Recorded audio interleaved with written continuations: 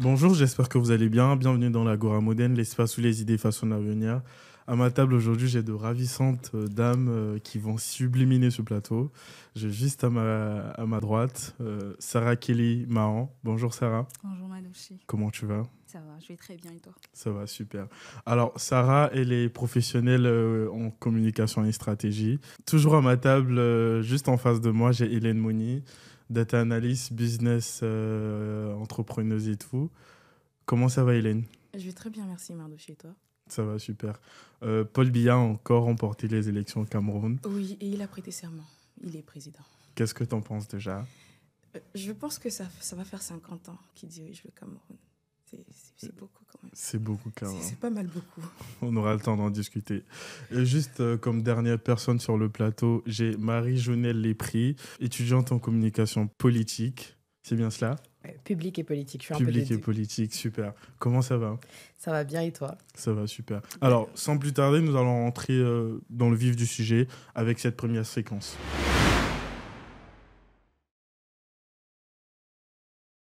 Le président Tidjane Cham fait une lettre à ses militants, aux militants du PDC-RDA, où il signifie qu'il est fier en fait des militants qui sont restés fidèles au parti et qu'il souhaite que le PDC-RDA parte aux législatives pour le 27 décembre. Déjà, quelles sont vos premières appréhensions au vu de cette sortie-là? Je vais commencer par toi, Sarah. Merci. Moi, je pense que la lettre est bienvenue. D'accord. Déjà, si on fait attention à sa lettre, le fait qu'il commence par rendre hommage aux militants qui sont tombés, qui sont en prison, qui sont malheureusement décédés. Moi, personnellement, je le remercie pour ça. Tout le monde ne l'a pas fait. Et on sent énormément d'émotions dans sa lettre. Donc, il parle d'unité, il parle de reconnaissance, de solidarité. Donc, je pense que c'est bienvenu. D'accord. Marie-Jonelle, quand tu lis cette... Enfin, permets-moi de te tutoyer. Oui, vas-y, bien sûr. Quand tu lis cette lettre, est-ce que tu vois un homme en guerre contre le système ou quelqu'un qui juste essaie de se faire une place politique au sein du système politique en Côte d'Ivoire? Moi, je pense qu'il y a un peu des deux. En tout cas, de mon œil de communicante en communication politique, je pense qu'il y a un peu des deux. Dans un premier temps, il y a quand même ce combat-là, entre guillemets, qui mène, qui a toute sa place, parce qu'il a une certaine légitimité à partir du moment où, effectivement, il a été exclu, peu importe les raisons.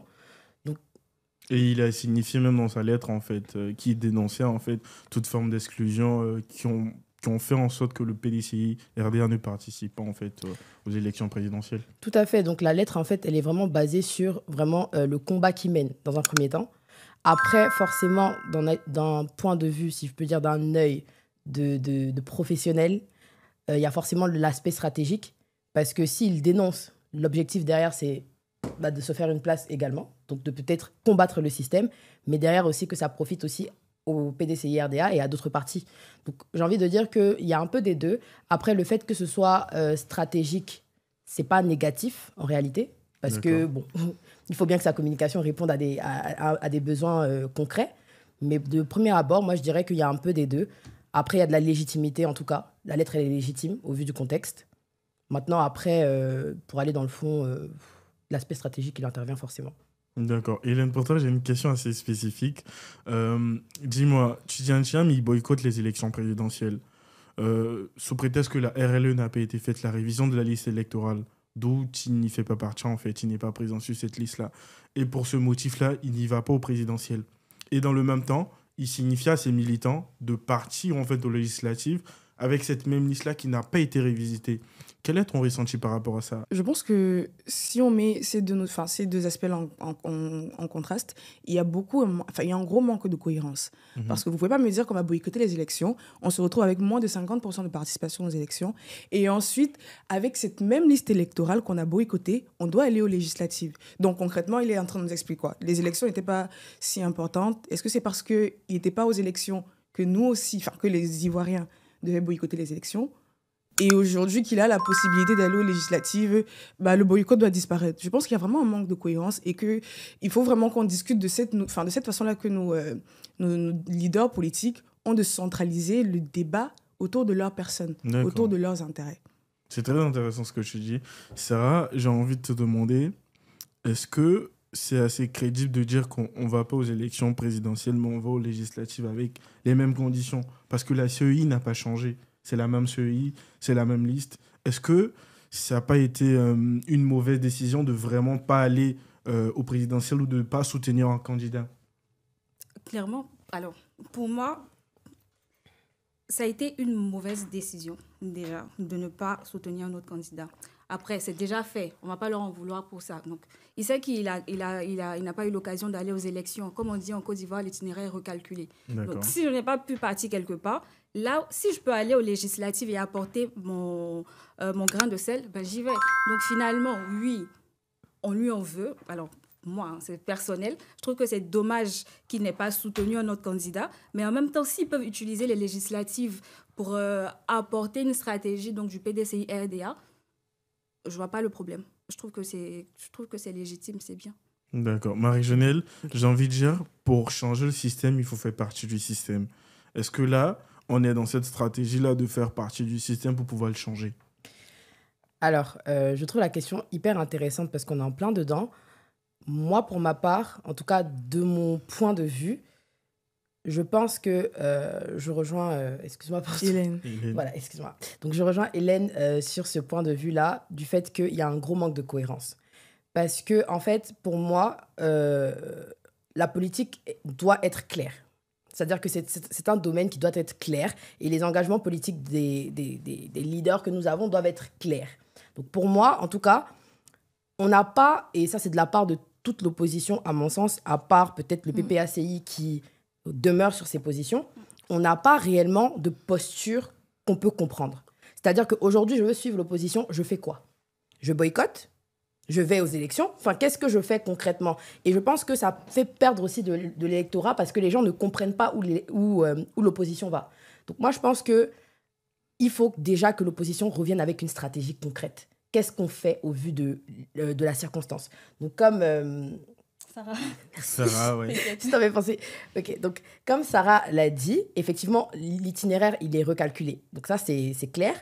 Mais il est recalculé en fonction de quoi? Et c'est là où je rejoins Hélène pour dire que, donc, comme je ne suis pas aux élections, il ne faut pas y aller. Mais comme j'y suis, il faut y aller. Donc, qu'est-ce qu'on fait? Et moi, je finirais sur le fait que, pour moi, en tout cas, l'opposition devrait revenir avec une stratégie concrète. C'est-à-dire, aujourd'hui, il y a un 4e mandat qui a été fait. Vous l'avez dénoncé.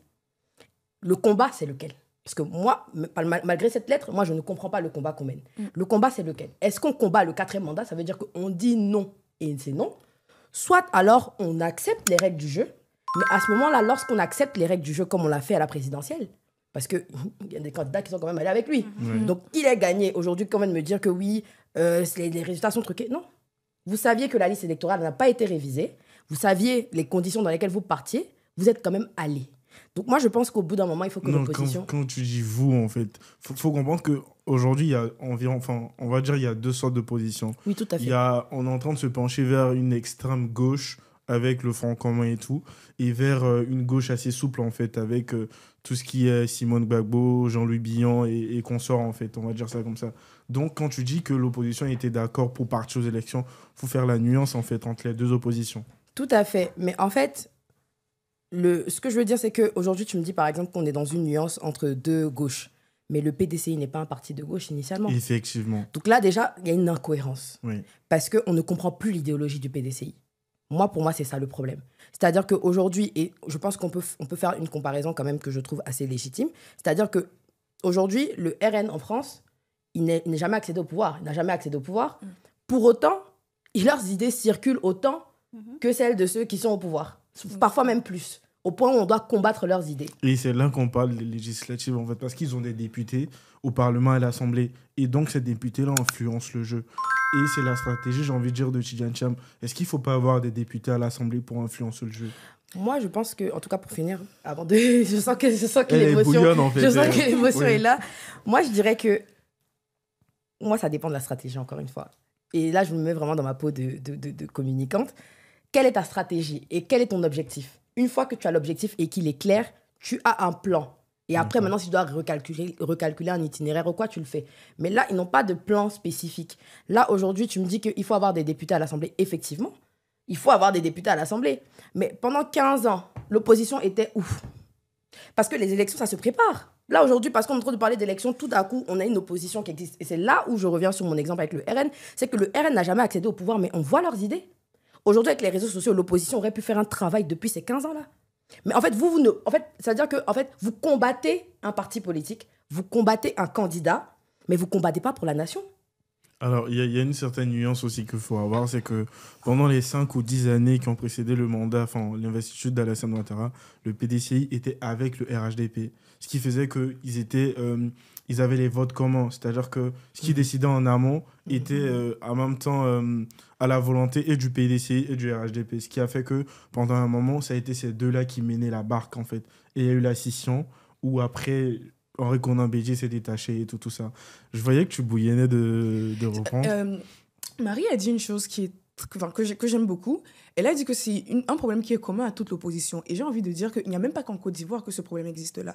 Parce qu'on voit aujourd'hui dans nos démocraties qui sont même déjà asphyxiées. C'est que les démocraties, on s'en sort même pas déjà avec le terme démocratie dans nos pays. D'accord. Avec comment ça fonctionne. Mais encore, on a des oppositions qui semblent n'avoir qu'un seul objectif, accéder au pouvoir et pas travailler pour l'intérêt général, l'intérêt du peuple. Parce qu'aujourd'hui, les Ivoiriens disent quoi? Mais j'ai envie de te dire, la fonction première d'un parti politique, c'est l'accession au pouvoir. Oui, mais l'accession au pouvoir, dans quel but? Dans quel but? On ne veut pas seulement être président. On veut être président parce qu'on porte une vision, parce qu'on a quelque chose à apporter au peuple. Maintenant, vous avez quoi à apporter au peuple? C'est la fin du quatrième... Enfin, c'est s'opposer au quatrième mandat. C'est pas un programme politique. Les Ivoiriens aujourd'hui crient que voilà, le quatrième mandat, c'est impossible. On ne veut pas accepter le quatrième mandat. Mais les Ivoiriens ne sont pas allés voter. Mais l'opposition ne s'est pas mise en coalition pour dire que, OK, on va s'opposer à ce quatrième mandat-là. Et on s'étonne après que Alassane Ouattara gagne les élections avec un score soviétique. Ce n'est pas étonnant, parce qu'on n'a pas une opposition qui est claire, qui donne une vision, qui nous donne une orientation, qui sait rassembler. Est-ce que tu es en train de mettre en évidence le fait que l'opposition n'est pas rassemblée? Ça a permis à Alassane Ouattara de briguer un bien sûr. Mais bien sûr. Mais tout à fait. Depuis le début. Mais on lui donne le champ libre. C'est que le gars, il a 5 ans pour faire toute sa politique. Pendant 5 ans, on ne les entend pas. Ils ne se posent pas. Ils ne posent pas de questions. Ils ne nous disent rien. Ils ne nous appellent pas à nous rassembler. Ils ne nous appellent pas à critiquer les règles, les lois qui sont faites. Mais 5 ans plus tard, laisse-moi terminer, s'il te plaît. 5 ans plus tard, quand les élections arrivent, ce sont de grands opposants. Ce sont des opposants qui veulent... des panels. Voilà, qui font des panels. On les voit sur Internet. Ils nous appellent à aller sur les listes électorales. Mais on demande aux gens d'aller sur les listes électorales. Quand le mandat commence, les élections se préparent pendant le mandat. Et c'est pareil au Cameroun. On a vu la même chose au Cameroun. C'est-à-dire que le mandat camerounais, le mandat présidentiel camerounais, dure 7 ans. 7 ans. Pendant 7 ans, on n'a personne qui ne nous dit rien. On n'a pas d'opposition. Les opposants sont inexistants. Même à l'Assemblée nationale, déjà, ils ne sont pas très représentés à l'Assemblée nationale. Même à l'Assemblée nationale, on ne les voit pas. Mais quand 7 ans arrivent, ils veulent se battre avec quelqu'un qui a les moyens de l'État. Avec quelqu'un qui s'est ancré dans sa posture de président. Ils veulent se battre contre lui qui peut plus facilement se déployer. Mais quelque part, il y a un problème. Et moi, j'ai envie d'appuyer son propos parce que ce qu'elle dit, c'est hyper intéressant dans la mesure où, en fait, encore une fois, leur manière de réagir vis-à-vis du problème qu'on a là donne une impression, et moi, c'est une analyse que je fais encore une fois, donne l'impression qu'ils ne sont là que pour leurs intérêts. Donc le peuple se dit que, faites votre politique là. Nous, ça ne nous concerne pas. Parce qu'ils ne portent pas, encore une fois, dans leur programme, dans leur vision, quoi que ce soit, les intérêts du peuple. Là, aujourd'hui, et je le dis encore, on a les réseaux sociaux. Et j'ai envie de dire qu'on veut nous faire croire en Afrique que faire la politique, c'est forcément accéder à la magistrature suprême. C'est faux!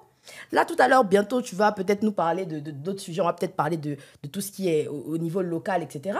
Mais c'est là-bas que c'est sur le terrain. La figure présidentielle, pourquoi on parle du mot présidentiable? Le mot présidentiable, c'est quoi? C'est de dire que, en fait, le président, c'est une figure emblématique. Donc, c'est quelqu'un qui va venir montrer l'image à l'international. C'est pour ça qu'on cherche quelqu'un qui a des contacts à l'international, qui rend bien à l'international, etc. On ne prend pas n'importe qui sur ce plan-là, entre guillemets. Mais c'est pour ça. Mais ce n'est pas le président de la République qui fait la politique entière de l'État.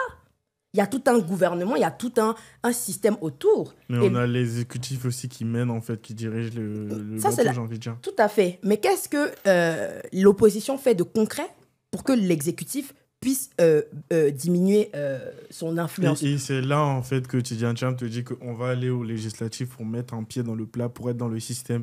Et j'ai une question pour vous. On a le PPACI qui forme avec le PDCI en Front commun, qui, eux, disent qu'ils ne vont pas à ces législatives-là. Mais voilà. Quelles ça sont répond à ce vos qu'elle a dit. appréciations? Tout à fait. Mais ça répond Donc, à ce ça qu'elle veut a dire- dit. Donc, ça veut dire qu'ils ne pensent pas à nous. Encore une fois, Mhm. vous n'avez pas pu partir. Vraiment, ça m'énerve. Vous n'avez pas... Doucement, on va aller doucement. Ok, vous n'avez pas pu partir aux élections présidentielles. Oui. C'est pas grave. Voilà les élections, voilà les législatives, pardon. Là où vous allez partir défendre le peuple, vous allez partir parler pour nous défendre un peu, on va manger. Vous dites non, vous partez Moi, je suis pas d'accord. Pourquoi? Moi, je suis pas d'accord. Pourquoi? Moi, je peux comprendre que le PPACI ne veuille pas aller. Est-ce que tu penses qu'ils sont d'une certaine cohérence depuis le départ? Le PPACI, quand même, pour moi, c'est le seul parti, au-delà du RHDP, qui, voilà, donc, en tout cas de l'opposition, qui a une certaine cohérence, à mon sens. D'accord. Parce que, mine de rien, encore une fois, et ça, on le retrouve beaucoup sur les réseaux sociaux, etc. Donc, la figure du PPACI, c'est Laurent Gbagbo, on le sait déjà. Les gens s'attendent à ce que ce soit Laurent Gbagbo encore qui vienne mener le combat, etc. Mais lui, il est cohérent dans sa marche. Il a déjà dit que ces élections-là, il ne les reconnaissait pas, ou en tout cas, c'était un braquage électoral. On a vu ce qu'il a dit. Donc, pourquoi il va encore venir se donner ou aller avec son parti dans quelque chose qu'il ne reconnaît Mais pas? dans le même Parce sens. que aller aux législatives, c'est reconnaître les présidentielles. Mais oui, mais il dit qu'il y va pas parce qu'il n'a pas envie d'y aller, mais il dit qu'il y va pas parce que les délais sont trop courts, en fait. Mais Et parce que majoritairement, ces militants sont emprisonnés, sont mis en prison et tout. Par exemple, quand tu as un Damna Picasse qui doit être représenté dans sa région, tu as un Blaise Las qui doit être au niveau de Dabou, mais qui est en ce moment en prison, donc qui ne pourra pas participer. Donc j'ai envie de dire, est-ce que c'est pas par rapport au fait que ces militants à lui soient incarcérés qu'il ne veut pas aller et Mais qu'il ça- signifie que la date est trop courte? Mais en tout cas, pour moi, et je te laisserai peut-être rebondir, mais pour moi, ça va dans une certaine cohérence. Ouais. C'est-à-dire qu'aujourd'hui, il pose ses conditions aussi pour aller à ces législatives-là. Et ça, moi, je trouve que ça continue un peu dans sa stratégie. Moi, ce que je reproche à l'autre opposition dont on est en train de parler, c'est juste le fait qu'encore une fois, comme on est en train de... Et je pense que là, on se rejoint toutes à ce niveau-là, il n'y a pas de stratégie. Là, on va aux législatives, mais ça ne veut pas dire qu'ils vont gagner les législatives. On a vu au présidentiel, ils n'ont pas été capables de mettre dans tous les bureaux de vote Des représentants. des représentants. Donc, quand ils vont aller aux législatives et qu'on va dire qu'encore c'est un candidat du RHDP qui a gagné, vous allez venir encore nous appeler pour dire que nous allons sortir dans les rues? Arrêtons un peu. Mais j'ai envie de poser comme question, le boycott jusqu'ici, qu'est-ce que ça a changé? Parce que vous dites que ok, c'est cohérent, ils vont boycotter, mais qu'est-ce que ça change? Parce que concrètement, je me dis, si on appelle les gens à se mobiliser, on reforme la mobilisation, on se dit que ok, on va y aller en masse. On va faire plus de participation que ce qu'on a aujourd'hui. Mais peut-être qu'on peut avoir plus de représentativité à l'Assemblée nationale. Et peut-être que là, on pourra avoir le poids suffisant pour discuter de la question du code électoral. Parce que si vous n'allez pas aux législatives et que vous ne pensez pas les lois, dans 5 ans, vous aurez le même code électoral, vous aurez les mêmes listes électorales. Et quand le président Ouattara va encore se présenter et qu'il va encore gagner, mais vous allez vous en prendre à qui? Et après, il y a un moment, tu as parlé du fait que ces militants sont en prison, donc il ne peut pas efficacement se mouvoir pendant les législatives parce que les délais sont courts. Mais on a un problème en Afrique, vraiment, tu parlais du RN aujourd'hui, on a un problème en Afrique, c'est que nos politiques, nos oppositions reposent sur des personnes et non des idéologies. Aujourd'hui, Marine Le Pen, pour les présidentielles de 2027, il y a un risque qu'elle ne soit pas présidentielle. Il n'y a pas un risque, elle n'est même Bon, pas elle pourra pas se présenter. elle a fait un recours, donc on attend le jugement en recours. D'accord. On appelle. Donc il y a un risque qu'elle ne soit pas présidentielle. Au moment où le verdict a dit que Marine Le Pen ne pourra pas se présenter en 2027, ils ont directement préparé Bardella. Parce que ce n'est pas Marine Le Pen est pas... En fait, c'est pas la personne, en fait. C'est pas la personne, c'est plus c'est le combat. l'idée. Voilà. Parce que si Marine Le Pen ne va pas au présidentiel, le RN ne va pas arrêter de fonctionner. Tu supposes Mais je qu'en trouve que Afrique, on n'a pas ces idées-là. on n'a pas en fait. ça. En Afrique, notre politique, elle est portée... Enfin, notre politique repose sur des épaules d'hommes. C'est que ce sont les hommes.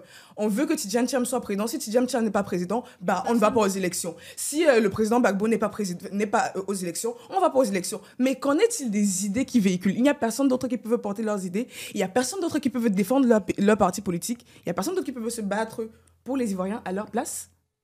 Je suis d'accord sans être d'accord, je suis désolée. Encore une fois, c'est mon stratégie qui... Vas-y, rapidement, on va passer au sujet suivant. Oui, vas-y. mais je finirai par dire que, en fait, tout ce que vous dites là, moi, je trouve que c'est bien beau et c'est très démocratique comme pensée, etc. Mais moi, j'aime bien le pragmatisme. Le pragmatisme veut quoi? Il veut qu'on se mette en face de la situation, dans les réalités de la situation et qu'on le prenne en compte. Aujourd'hui, déjà, on ne peut pas faire des comparaisons en disant que, par exemple, ce que tu dis, c'est très vrai. Quand tu dis que les Africains ont toujours besoin de la figure du leader, etc., etc., ils ont du mal à se détacher, contrairement à la France. Mais c'est un processus. On n'est pas au même stade de pensée. C'est-à-dire que nous, là, on a eu à faire l'Europe, à avoir une certaine ouverture d'esprit que la plupart de la population n'a pas. Donc, même si, effectivement, ce que tu dis, c'est vrai, pour moi, le pragmatisme veut qu'on se rende compte qu'actuellement, dans notre sociologie, on a été habitué à ça. Chez nous, déjà, il y a le droit d'aînesse. Ici, là, c'est pour pas venir te dire que comme lui, il est plus petit que lui, il ne peut pas aller. Alors que chez nous, là, moi j'ai 22 ans, j'ai travaillé avec des politiques avec lesquels j'ai arrêté de travailler parce qu'ils n'écoutaient pas mon avis, parce que j'avais 22 ans. Pourtant, ils ont accepté de travailler avec moi parce qu'ils estimaient que j'avais la compétence. Mais mon âge les freinait sur certaines décisions. Donc, je veux dire que déjà, on peut pas... Déjà, il y a une base sociologique, il y a plein de choses à prendre en compte, en tout cas selon moi, avant de dire que oui, effectivement, voilà. Donc oui, c'est une réalité, comme tu l'as dit, que les Africains ont besoin donc, d'une figure. Maintenant, ces figures-là, il faut que ce soit des figures qui leur parlent aussi. Voilà, et puis encore une fois, je veux dire, au niveau du fait de porter les idées, là, les idées se portent par différentes personnes, effectivement. Mais aujourd'hui, on remarque en Côte d'Ivoire qu'on a du mal à s'engager politiquement, même en tant que jeune, en tant que truc. Avant, là, quand Babo disait de descendre dans les rues, les rues étaient enflammées. Aujourd'hui, on a fait les appels dans les rues, mais au vu même du contexte, parce que les gens vont te dire qu'il n'y a pas de liberté d'expression. Donc, en fait, je veux dire que tout ce que vous dites, là, je suis bien d'accord avec ça, mais au vu du contexte dans lequel on est, au vu du fait que la liberté d'expression est quand même voilà, compliquée, etc., etc., il faut être réaliste. Et pour moi, le réalisme veut que l'opposition reparte, fait une stratégie et qu'il revienne nous présenter une stratégie. Parce que si l'opposition a une stratégie, comme tu as dit, une vision qui porte des idées, effectivement, il pourra apporter cette vision-là. Et Tidiane Sam, c'est quelqu'un qui porte quand même une vision, entre guillemets, républicaine, démocratique. Donc peut-être que s'il réussit à faire ça, il pourra envoyer cette vision-là. Mais les Africains dont on parle aujourd'hui, ils n'ont pas ça dans leur cœur. Voilà, tu as parlé, on t'a dit papa ado. D'accord. D'accord, c'est noté. On passe à la séquence 2.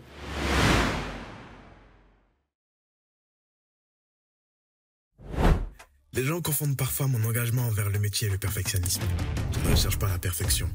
Personnellement, je m'efforce d'être la version la plus authentique de moi-même, comme si je n'étais pas qu'une chose. Je m'efforce de franchir les barrières de la créativité et de l'inspiration. Je pourrais passer des heures à conceptualiser des combinaisons de styles uniques, des associations de couleurs audacieuses et des designs qui repoussent les limites. Je suis obsédé par les petits détails.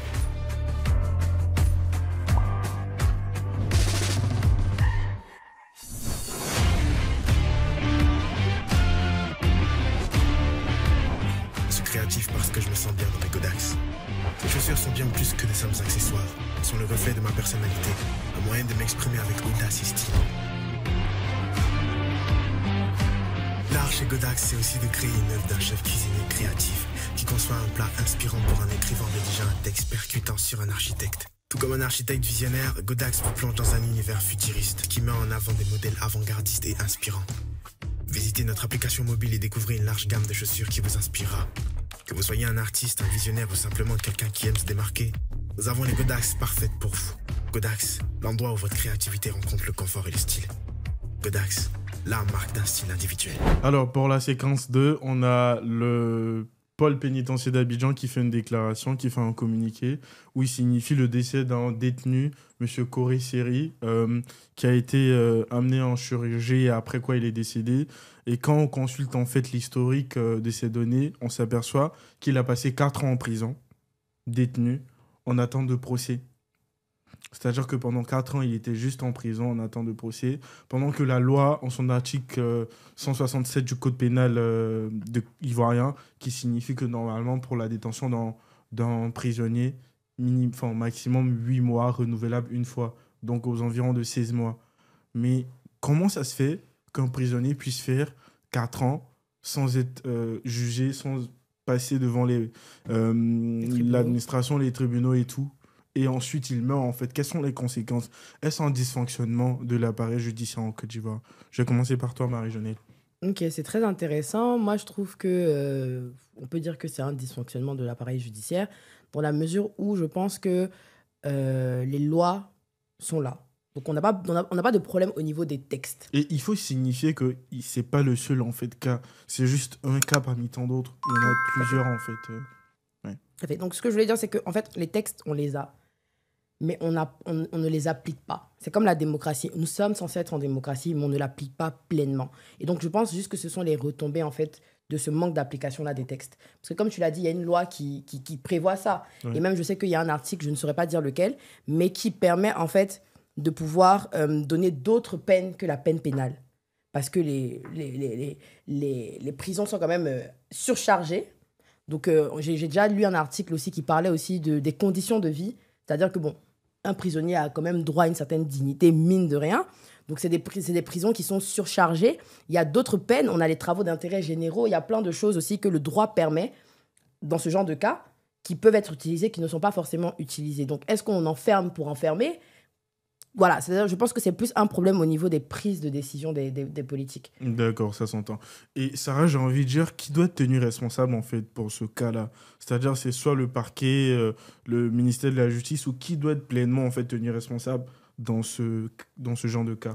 Moi, je ne pense pas que ce soit uniquement une personne, parce que bon, le parquet, il a son travail à faire, le juge, il a son travail à faire, mais pour moi, c'est tout le ministère, c'est toutes les personnes qui travaillent ensemble, tout le ministère qui est tenu responsable, parce que le ministère, il est là et il donne, on va dire, dans un ministère, il y a chacun qui a son rôle à établir, à jouer et tout. Donc, est-ce que c'est forcément le parquet ? Franchement, je ne pense pas que ce soit... Pour moi, c'est le parquet. Pour moi, c'est le ministère de la Justice. Enfin, même pas le ministère en lui-même, mais le parquet déjà, dans un premier temps. Donc, du coup, toi, tu indexes directement le parquet. Pour moi, c'est ça. Parce qu'il est censé avoir... Dans quel sens ? Pour moi, il est censé avoir une séparation des pouvoirs, pardon. Donc, j'ai envie de dire que je ne vais pas venir accuser l'État de Côte d'Ivoire pour quelque chose qui est censé être le travail du secteur, enfin, pouvoir judiciaire. Donc, moi, je pense que déjà, le premier problème vient de... Après, c'est clair qu'il y a d'autres choses qui sont prises en compte. Donc, on se pose la question, est-ce qu'il y a une réelle séparation des pouvoirs en Côte d'Ivoire si on doit indexer d'autres personnes que le parquet ? Parce que, bon, le parquet et le procureur, même avec le procureur de la République, nous fait souvent... des sorties pour nous expliquer un peu comment, en tant qu'Ivoirien, on doit s'exprimer sur la place publique. On doit se comporter. Voilà. Donc, en tant que donneur de leçons, j'espère que lui aussi, il apprend bien ses leçons. Voilà. Parce que c'est à lui de donner l'exemple. Mm-hmm. Donc, lorsque tu nous dis que la loi dit certaines choses que toi-même, tu ne respectes pas forcément, nous, comment on prend, en tant que jeunes, comment on suit l'exemple ? Et moi, pour moi, c'est le parquet. Parce que j'ai envie de dire que moi, je ne suis pas juriste. Hein. J'ai 2-3 connaissances, mais je ne suis pas juriste. Donc, les personnes qui peuvent vraiment le faire, ou en tout cas vraiment nous expliquer sur le sujet, c'est vraiment des gens qui sont dans le domaine. Mais si les gens qui sont dans le domaine, eux-mêmes, ne respectent pas concrètement les textes qu'ils ont mis dans les trucs, mais qui n'a qu'à respecter les textes ?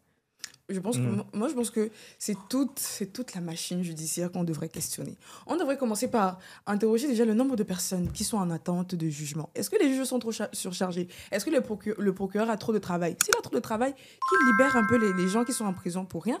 Et puis, le système carcéral. Je n'ai même pas envie d'imaginer les conditions de vie dans lesquelles peuvent se trouver les prisonniers. Souvent même des gens qui sont... Peut-être il y a même des innocents qui sont emprisonnés, mais ils n'ont pas encore leur jugement. Donc, dans quelles conditions est-ce qu'ils vivent dans ces prisons-là ? Les prisons sont surchargées. Et puis dans le communiqué, je pense qu'il y a un moment où on dit que ce n'était pas son premier passage en centre hospitalier. Oui, tout à fait. Donc ça veut dire que pendant les 4 ans-là, est-ce que c'est pendant les 4 ans-là qu'il était déjà allé dans le centre hospitalier ? Et donc à ce moment-là, on se rend bien compte qu'il est malade. Il y a un truc qui ne va pas.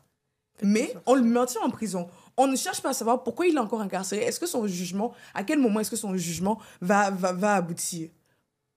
Et on attend qu'il fasse une deuxième hospitalisation, qu'il meure, pour nous expliquer qu'en fait, il était déjà malade avant. Mais ça, ce sont des choses qu'on aurait dû voir depuis.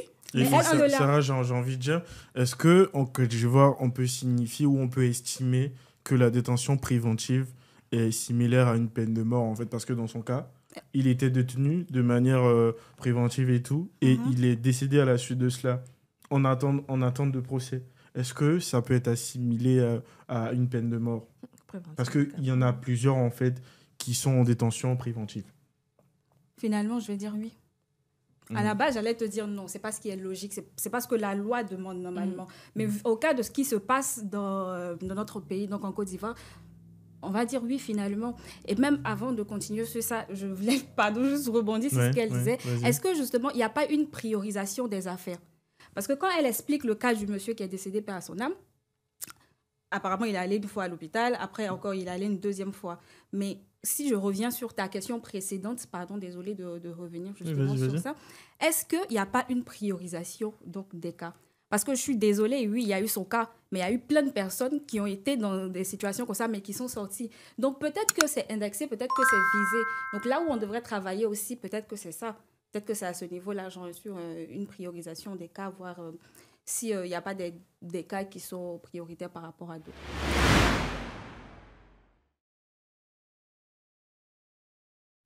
Alors, au vu de la séquence 3, j'ai envie de dire, on a l'État de Côte d'Ivoire qui ont fixé un budget pour les collectivités et territoires de Côte d'Ivoire, districts et tout, de 479 milliards de francs CFA. L'année dernière, on était à 396, donc soit une évolution de 21%. Mais malgré ça, ce montant-là est de 2,70, je pense. 76, moins de 3% en fait, du budget de l'État. Pendant que l'UEMOA préconise 20%. Quelles sont vos appréhensions par rapport à ces chiffres? Je vais commencer par toi, Hélène. Moi, j'ai toujours eu du mal avec la décentralisation dont on parle en Afrique. C'est-à-dire qu'on nous dit que voilà, nos collectivités sont décentralisées, elles sont supposées travailler de façon autonome, elles ont des budgets pour fonctionner, mais les collectivités sont asphyxiées. Comment est-ce que tu peux expliquer que seulement 2,6% du budget de l'État va être alloué aux collectivités qui prennent en charge la quasi-totalité? Je crois que j'ai regardé les chiffres, je crois que c'était 70%, qui prennent en charge 70% des besoins de leur collectivité. Mais qu'est-ce qu'ils vont faire avec 2,7% du budget? Et après, je ne sais pas comment ça se passe. Comment est-ce que les recettes au sein des collectivités sont collectées? Qui en a la charge? Parce qu'on nous dit qu'il y a de la décentralisation. Mais c'est l'État qui a les clés du coffre-fort. Comment est-ce qu'ils vont pouvoir se mouvoir? Comment est-ce que les maires, les sous-préfets et autres vont pouvoir se mouvoir? Et j'ai envie de dire, quelque part, ça donne aussi à nos représentants de collectivités, aux maires et compagnie, l'opportunité de pouvoir nous répondre après que oui, mais c'est parce qu'on n'a pas beaucoup de budget qu'il n'y a pas d'école. C'est parce qu'on n'a pas beaucoup de budget qu'on prend pas mieux soin de nos routes, de nos marchés, de nos mairies. Donc, si je veux bien reformuler ce que tu dis, c'est parce que le taux il est faible, en fait, moins de 3%. Tu estimes alors que l'économie nationale est asphyxiée en fait par rapport à cela? Oui, je pense. Au lieu de 20%. Oui. D'accord.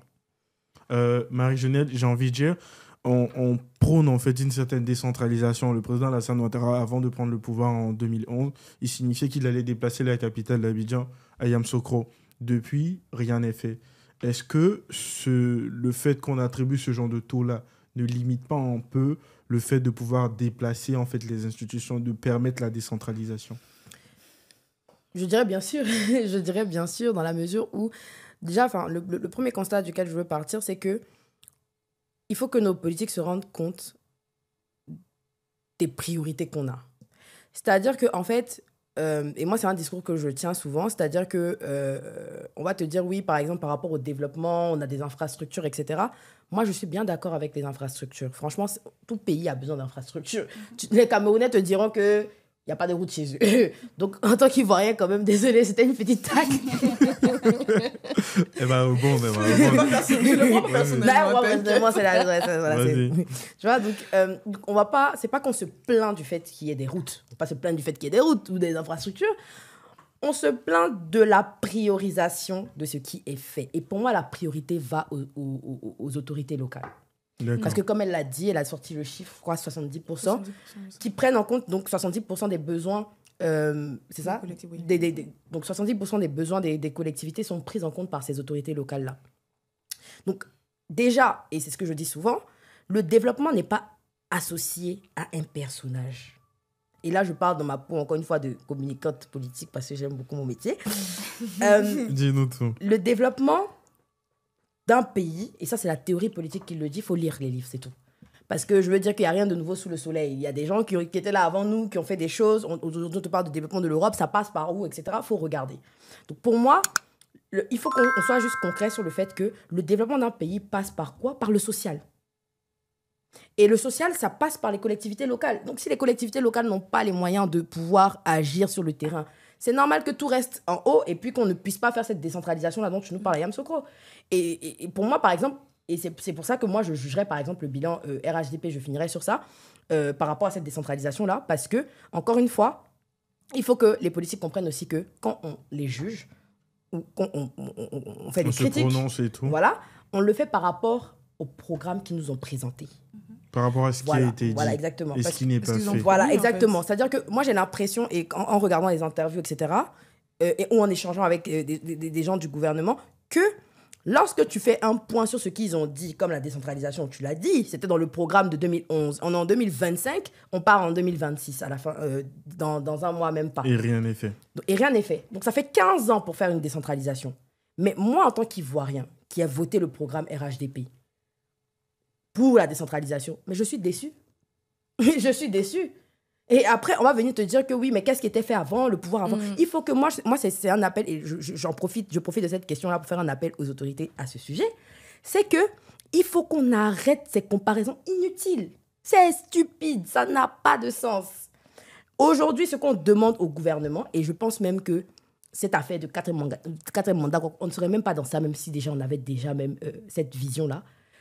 Laisser ce qui est au passé, ce qui s'est passé avant. On se sert aussi du passé pour pouvoir mieux avancer. En fait, Non, effectivement, mais c'est pas ce qui est fait là. Donc, c'est qu'on n'a qu'à abandonner le passé. Oui, on va pas rester dans le passé. On va pas rester dans le passé, voilà. Donc, moi, je pense juste, et je finirai sur ça, qu'il faut que le gouvernement se rende compte des besoins des populations. Parce que là encore, c'est une question de déconnexion. D'accord, ça s'entend. Voilà. Ça s'entend. Sarah, j'ai une dernière question. Tu pourras rebondir sur ce qu'ils ont dit.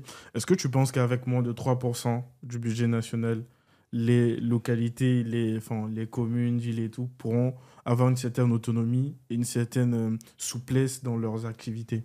Bien sûr que non. Attends, comment l'UEMOA a été créé? L'UEMOA lui-même qui maîtrise ce truc te dit il faut 20%. Et nous, on n'octroie même pas la moitié de la moitié. Parce que la moitié... La moitié de 20%, 10%. Exactement. Moins, en fait. Voilà. On n'octroie même pas la moitié. Donc, non, évidemment que ça ne va pas se faire. Comment est-ce qu'on utilise, comment est-ce qu'on développe? La décentralisation, pour moi, se base sur 3 piliers. Les ressources financières, les compétences transférées et puis le contrôle citoyen sur l'exécution des projets qui sont définis. D'accord. Comment est-ce que les collectivités vont se développer avec 3%? Sachant que pour se développer, il faut investir dans l'école. Il faut investir dans la santé, donc les centres de santé. Il faut trouver de l'argent pour aider les petites entreprises à se développer. La sécurité nationale. Donc, avec cet argent-là, comment est-ce que je développe tout ça? C'est pour ça que dans certaines villes, si tu remarques, il y en a qui préfèrent transférer tout ce qu'on leur donne dans un seul dossier. C'est-à-dire, ils déposent ça uniquement, par exemple, dans la santé. On remarque qu'il y a des gens qui vont se déplacer, ils vont quitter leur ville aujourd'hui pour aller se soigner ailleurs. Ou bien ils vont quitter leur village pour aller se soigner, je sais pas moi, dans un village placé, je ne sais à combien de kilomètres. J'ai envie de dire, est-ce que c'est pas parce qu'on a eu affaire à des responsables qui ont, de par leur précédent, gaspillé, dilapidé en fait ces fonds-là, que le pouvoir exécutif se réserve le droit de restreindre en fait les fonds?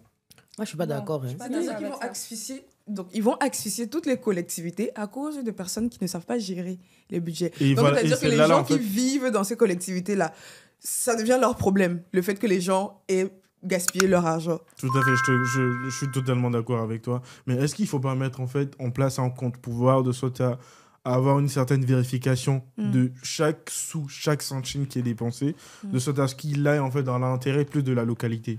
Mais quand on parle de le principe même de décentralisation prévoit déjà qu'il y ait des autorités de contrôle. Non, le budget qui est alloué est différent de la décentralisation. Ça, c'est deux choses différentes en fait. C'est-à-dire que le budget, c'est pour plus le développement de ces localités-là. Mais la décentralisation, c'est autre chose. Ce qu'on dit, c'est que, étant donné que les fonds ne sont pas assez aux normes qu'il faut, cela ne peut pas permettre une certaine décentralisation parce que ça va demander trop d'efforts par la suite. Ça, c'est un autre point, en fait. Mais ce que je dis, c'est quand on a des responsables, des maires, des députés et tout, qui n'ont pas fait bon usage, en fait, du budget qui leur a été alloué, est-ce que l'État ne se réserve pas le droit d'allouer, en fait, le budget qui s'y est convenablement? Mais l'allocation du budget ne devrait pas dépendre de l'utilisation que des hommes font de cet argent-là, mais des besoins des localités.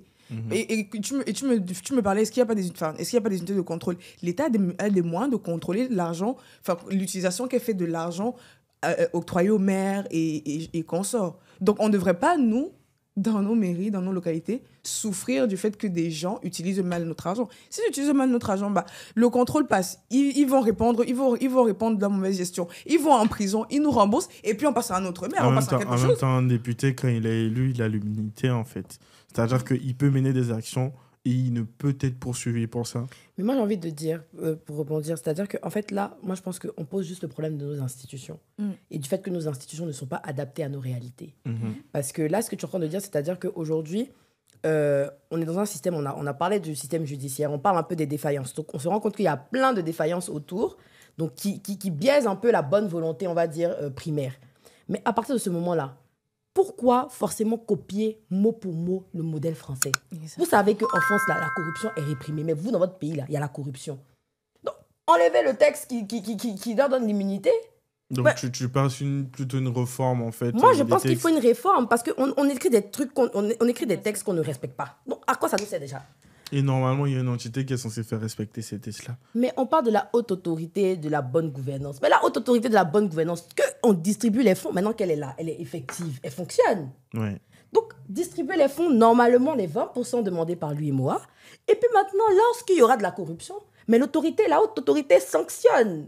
C'est le rôle de la haute autorité. Ce ne sont pas les gens qui vont souffrir. C'est pas les voilà, parce que là, encore une fois, je pense qu'à chaque fois, on trouve des excuses pour écarter un peu la volonté populaire. On est en démocratie représentative. Vous êtes élus pour faire ce que nous, on vous dit de faire. Et j'ai l'impression qu'on l'oublie. On n'est pas dans une démocratie parlementaire. En tout cas, pas encore. Parce que j'ai l'impression qu'on est en train de tendre un peu vers ce modèle-là.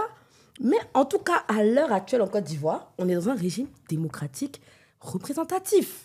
D'accord. Je donne mon argent, rends-moi des comptes. Exactement. Et j'ai l'impression qu'on l'oublie souvent. Et pour appuyer ce qu'il dit, je pense qu'on a souvent beaucoup tendance à déresponsabiliser nos élus locaux. Ils sont responsables de ce qu'ils font dans nos collectivités et on doit leur demander des comptes. Parce qu'en Afrique, comme elle évoquait le fait tout à l'heure qu'il y a beaucoup de paternalisme et beaucoup de droits de naissance dans nos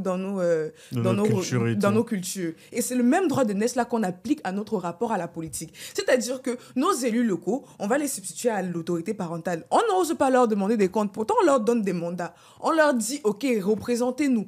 Faites des choses dans notre intérêt. Mais après, on ne leur demande pas. OK, c'est quoi le bilan? Vous avez mal fait. Rendez-nous des comptes. Vous avez bien fait. OK, tant mieux. Tu demandes tes comptes encore. On dit que... on va aller à la prochaine séquence.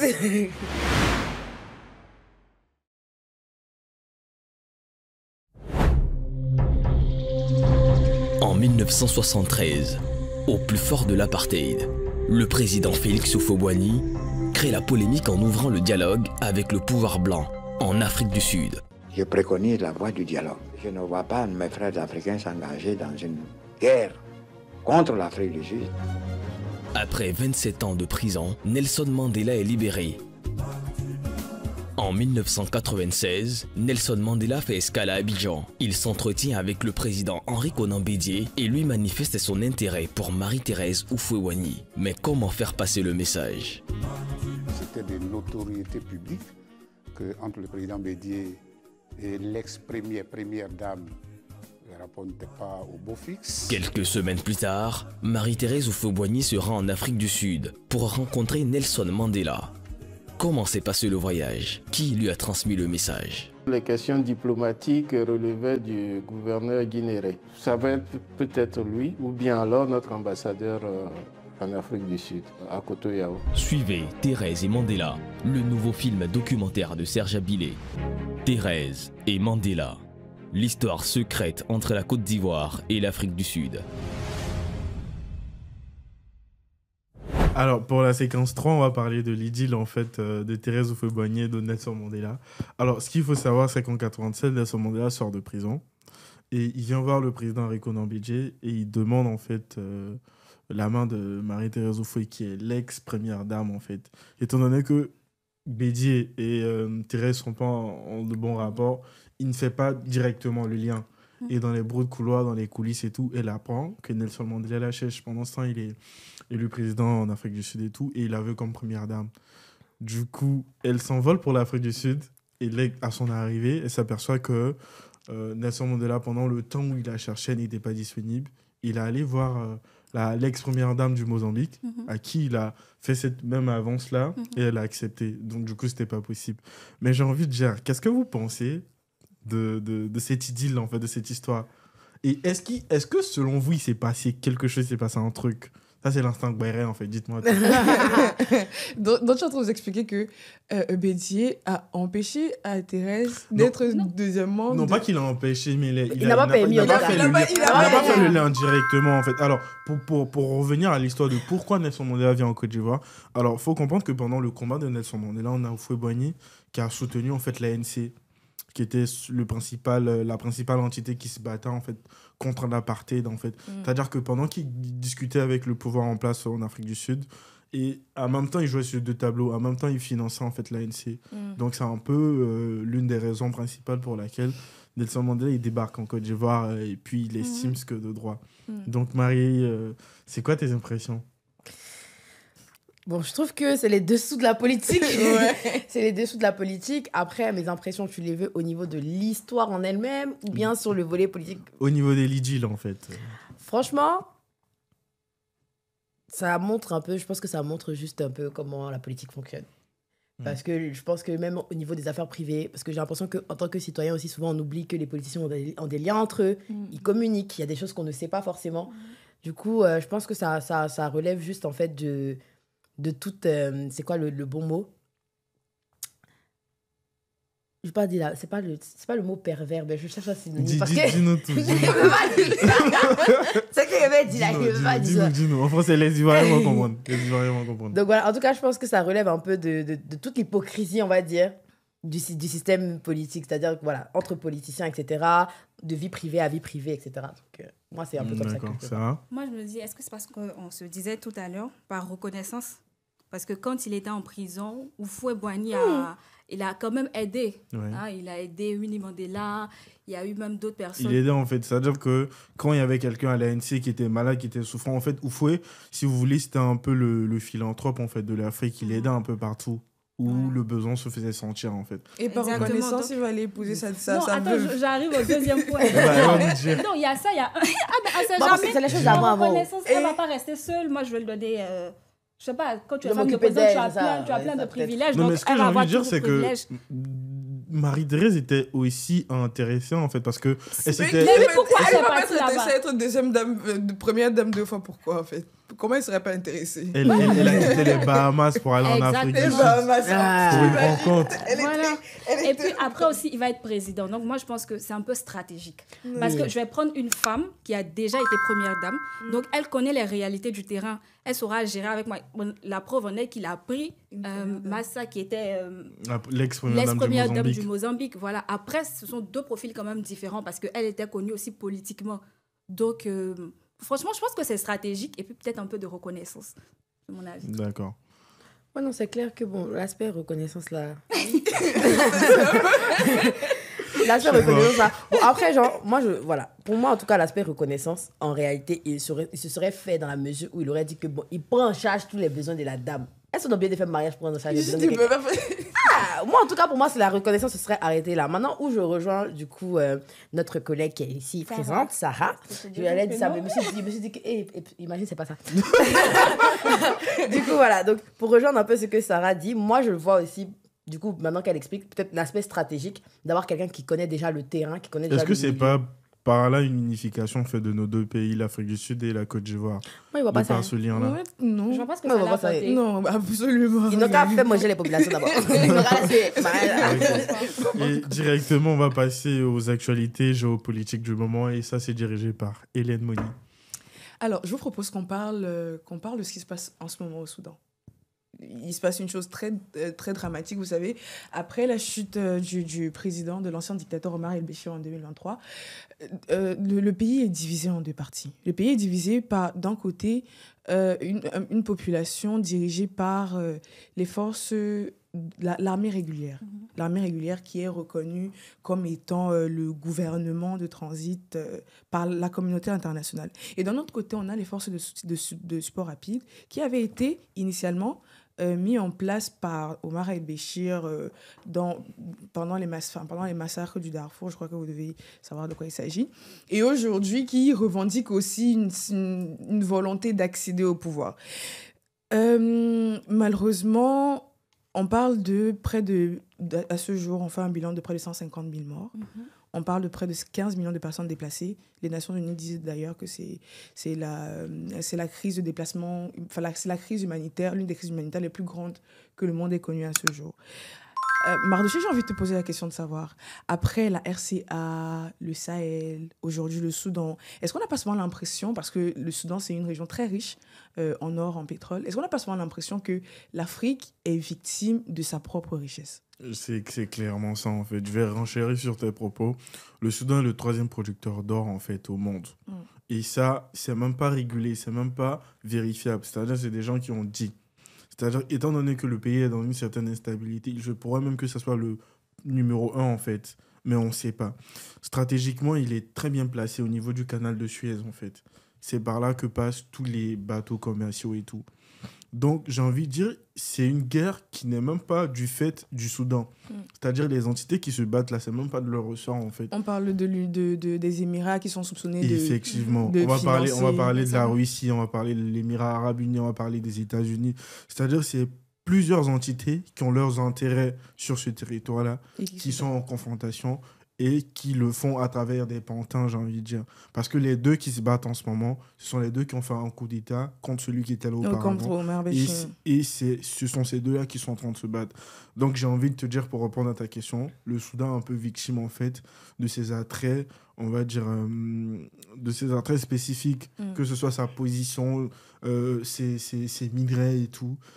C'est un peu ça, en fait, le tort que le Soudan aura fait, d'être assez riche, d'être assez bien positionné, bien placé. Et je déplore, en fait, ce qui se passe, mais encore une ingérence de pays d'entités, en fait, qui ne doivent pas y être là en ce moment. D'accord. Marie, le Soudan n'est pas un pays enclavé, ils ont des pays voisins, je crois, le Tchad et consorts. Mais comment explique-t-on que les pays voisins, et même la communauté africaine, l'Union africaine, n'arrive pas à se mobiliser efficacement et à trouver des solutions durables pour résoudre ces conflits sur le territoire africain? Moi, je pense qu'encore une fois, on revient encore à la base, nos systèmes politiques. Aujourd'hui, déjà, on se rend compte que chaque pays a ses problèmes. Chaque pays a ses responsabilités, notamment au niveau de l'Afrique. Chaque pays a ses problèmes. Et donc, déjà, tu as parlé d'Union africaine. Déjà, l'Union africaine sert à quoi? C'est la première question que je me pose. L'Union africaine sert à quoi? C'est-à-dire qu'en fait, le problème du système, encore une fois, en Afrique, et ça, c'est dans tout ce qu'on fait, que ce soit au niveau national, voilà, à l'échelle régionale, etc. et tout, part du principe que les Africains n'ont pas d'organisation claire. Les Africains n'arrivent pas à jouir de leurs ressources. Les Africains n'arrivent pas à être dégourdis. Parce que, encore une fois, ils veulent copier des modèles qui ne leur correspondent pas. Pour moi, c'est ça. Aujourd'hui, on parle d'Union africaine, mais aujourd'hui, on parle également d'Union européenne. Aujourd'hui, en France, on se rend compte que l'Union européenne prend une très grande place dans les prises de décision, mais parce que les Européens ont compris que l'Union fait la force. Et c'est quelque chose, et j'ai envie de dire qu'en fait, on n'apprend pas de l'histoire. Moi, j'ai l'impression que l'Afrique n'apprend pas de l'histoire. On se retrouve encore et toujours dans les mêmes choses parce qu'on divise des gens pour mieux régner. Et en fait, ces personnes-là même ne se rendent jamais compte que c'est ce qui s'est déjà passé avant. Donc moi, je me demande à quoi sert l'histoire aujourd'hui. Ça se passe... On a eu la même chose avec la RDC. On a la même chose dans différentes régions, etc. On a eu la RC, la République centrafricaine. Et effectivement. Donc, au final, qu'est-ce que les Africains retiennent de tout ça et comment les Africains se mobilisent? Et moi, je pense que c'est une question de volonté politique. Et je finirai sur ça parce que tout part de la volonté politique. D'accord. Voilà, pour moi, c'est vraiment ça. Mais justement le Soudan, ce n'est pas un cas isolé. C'est pas la première fois que ça arrive, c'est déjà arrivé. Tout récemment, on parlait encore du Congo où les États-Unis ont dû intervenir. Sarah, est-ce que Moi, je me pose la question de savoir, on entend beaucoup parler de Gaza, Israël, de ce qui se passe entre Israël et la Palestine, de ce qui se passe entre l'Ukraine et la Russie. Vraiment, c'est très médiatisé. Tout le monde aujourd'hui sait ce qui se passe là-bas. Mais pourquoi on ne parle pas assez de ce qui se passe au Soudan, de ce qui se passe au Congo? Est-ce que la famine qui règne dans ces pays-là, est-ce que la guerre qui y règne est moins importante que les autres, ou c'est juste nous qui n'arrivons pas à faire porter assez haut nos conflits? Ben, je pense qu'il y a une question de géopolitique et une question de médias. Déjà, si je viens sur les médias, en Afrique, on n'a pas les moyens nécessaires. Enfin, en tout cas, on n'a pas de médias nécessaires qui ont des voix qui porteront autant, tu vois, qui pourront interpeller l'Occident, l'Europe et tout ce qu'on veut. Et quand on parle de géopolitique, tu vois, que si le Soudan était dans un pays européen ou occidental, vu que les pays européens sont assez stratégiques, tout est assez lié entre eux, forcément, il y a des ONG qui sont en place, il y a plein de soucis comme ça. Ça allait tellement parler que tout le monde allait en entendre parler. Je parle de Palestine, par exemple. La Palestine est bien placée, en quelque sorte. Donc, les médias ont intervenu, tout le monde entier sait. Mais le fait que le Soudan soit placé en Afrique, qu'on n'ait pas les moyens nécessaires pour en parler autant, ou bien que nos pays ne soient pas placés de façon stratégique, ou bien qu'on ne travaille pas assez en alternance ou encore ensemble, ben c'est normal que les gens ne soient pas au courant. Donc, est-ce qu'il ne faut pas travailler sur ça? Est-ce que tu penses que ce sont nos médias qui manquent de moyens, ou alors c'est qu'on n'a pas assez de médias, ou les médias ne peuvent pas... Je pense qu'on a des médias, mais ils n'ont pas assez de moyens pour porter leur voix. D'accord, ça Je pense que c'est étouffé. D'accord, ça s'entend, et on va terminer sur ça parce que le temps nous a imparti. Ça a été un plaisir de vous avoir à ma table. Vous avez suivi le même plateau, Sarah, Marie, Hélène. Merci d'être venus, d'avoir discuté avec moi. Ça a été un plaisir de nous avoir suivis. Merci bien. Depuis chez vous et passez une agréable fin de soirée. Au revoir. Bye. Au revoir. Normalement, je prenais un dernier mot, mais le temps était déjà parti. En fait, on va prendre un dernier mot. Voilà. Merci, Sarah.